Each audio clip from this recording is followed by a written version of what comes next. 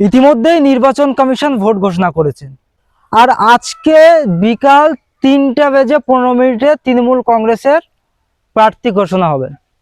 294টা বিধানসভায় আজ তৃণমূল কংগ্রেসের প্রার্থী ঘোষণা। 100% নওশাদ সিদ্দিকী জিতবে, শুধু জিতবে নয়, লক্ষাধিক ভোটে জিতবে।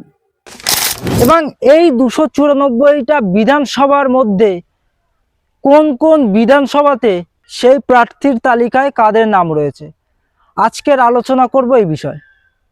আপনারা যদি এই ভিডিওটি ফেসবুক পেজে দেখে থাকেন অবশ্যই ফেসবুক পেজটি ফলো করবেন, এবং যারা ইউটিউব চ্যানেলে দেখবেন অবশ্যই ইউটিউব চ্যানেলটি সাবস্ক্রাইব করবেন। আজকের আলোচনা এই বিষয়।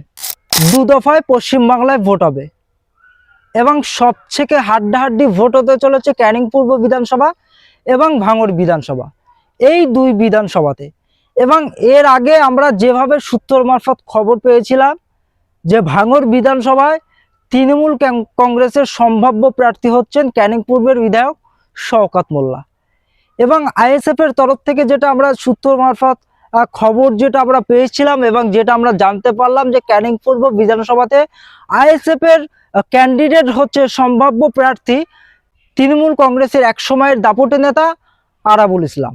এবং কয়েকদিন আগে দেখলাম যে ভাঙড়ের এক সময়ের তৃণমূল নেতা আরাবুল ইসলাম তিনি নওশাদ সিদ্দিকীর পক্ষে একটা বক্তব্য দিয়েছিলেন মিডিয়াতে। তিনি বলেছিলেন যে নওশাদ সিদ্দিকী ভাঙড়ে এবার প্রার্থী হলে নওশাদ সিদ্দিকী 1 লক্ষের বেশি ভোটে নওশাদ সিদ্দিকী জিতবে, এমনই বক্তব্য কার্যত ভাইরাল হয়েছিল আরাবুল ইসলামের।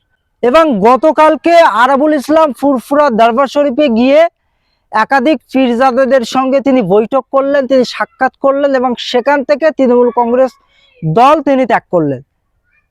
এবং আজ রাত পার হলে কালকে ঘটকপুকুর চৌমাথায় এক সময়ের তৃণমূল কংগ্রেসের নেতা আরাবুল ইসলাম তিনি নওশাদ সিদ্দিকীর হাতে হাত দিয়ে তিনি আইএসএফ এ যোগদান করবে, সূত্র মারফত খবর আমরা পাচ্ছি।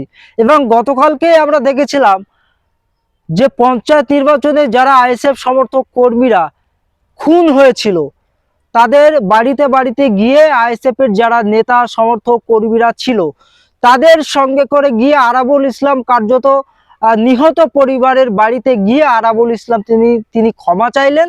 এবং আরাবুল ইসলামের বক্তব্য যে 2026 বিধানসভা নির্বাচনে তিনি আইএসএফ এ যোগদান করবেন, এবং আইএসএফ এ যোগদান করে তিনি ভাঙড় দেখবেন এবং তিনি ক্যানিংও দেখবেন।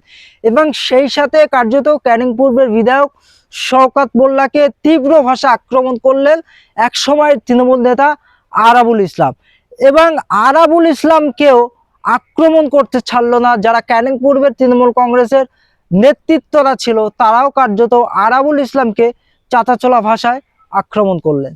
আপনারা জানেন আজ 3:15 তৃণমূল কংগ্রেসের 294টা বিধানসভার প্রার্থী ঘোষণা করবেন, এবং সেই বিধানসভার প্রার্থীর তালিকায় কাদের কাদের নাম রয়েছে।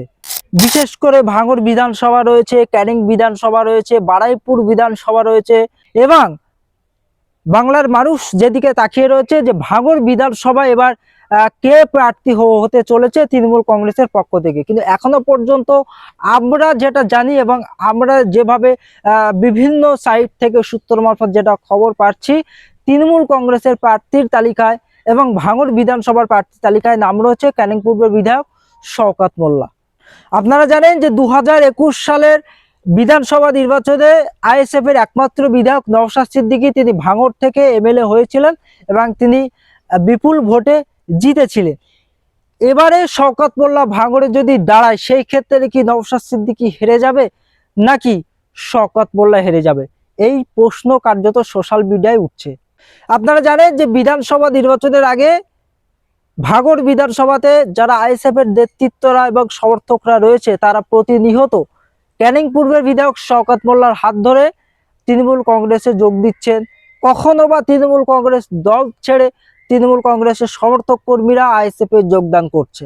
যদিও বা ভাঙড় বিধানসভায় কে জিতবে, নওশাদ সিদ্দিকী নাকি শওকত মোল্লা, এখনো সে অর্থে বোঝা সম্ভব হচ্ছে না, যেহেতু ভাঙড় বিধানসভা একটা অন্যরকম পরিচিত মুখ। ভাঙড় বিধানসভায় কে জিতবে এটার দিকে তাকিয়ে রয়েছে বাংলার মানুষ। রেজাল্টের দিনে বোঝা যাবে ভাঙড় বিধানসভাতে কে জিততে চলেছে। এবং আপনারা জানেন যে একসময় তৃণমূল কংগ্রেসের নেতা আরাবুল ইসলাম, যে আরাবুল ইসলামের নামে একাধিক অভিযোগ রয়েছে, আপনারা জানেন যে পঞ্চায়েত নির্বাচনে যেভাবে আইএসএফ সমর্থক কর্মীরা খুন হয়েছিল, একদিকে অভিযোগ যেটা করছিল আইএসএফ এর পক্ষ থেকেও অভিযোগ উঠেছিল আরাবুল এবং শওকত মোল্লার নেতৃত্বে ভাঙড় বিধানসভা থেকে একাধিক মানুষ কিন্তু আইএসএফ এর খুন হয়েছিল। এবারে সেই আরাবুল ইসলাম ক্যানিং পূর্বের সম্ভাব্য তিনি আইএসএফ এর প্রার্থী হচ্ছেন, এবং সেই আরাবুল ইসলাম কি এবার যারা আইএসএফ এর সমর্থকরা, কর্মীরা, নেতৃত্বরা রয়েছে, তারা কি আরাবুল ইসলামকে মেনে নেবে? এই প্রশ্ন কিন্তু সোশ্যাল মিডিয়ায় উঠছে।